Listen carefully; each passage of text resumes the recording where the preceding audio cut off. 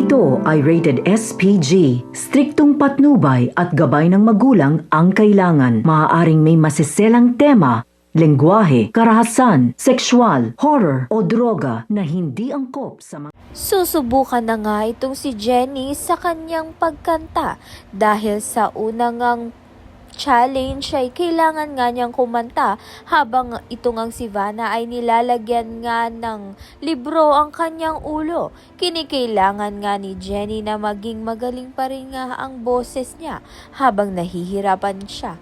Subalit ito ngang si Jenny ay wala naman ngang inaatrasan na challenge. Kaya naman nga't ganap na ganap itong si Jenny. Sa kabilang banda naman nga makikita nga ni Megan na nahulog nga itong si Jenny dito nga kay Nate at tila ba'y may malagkit na tinginan ng dalawa.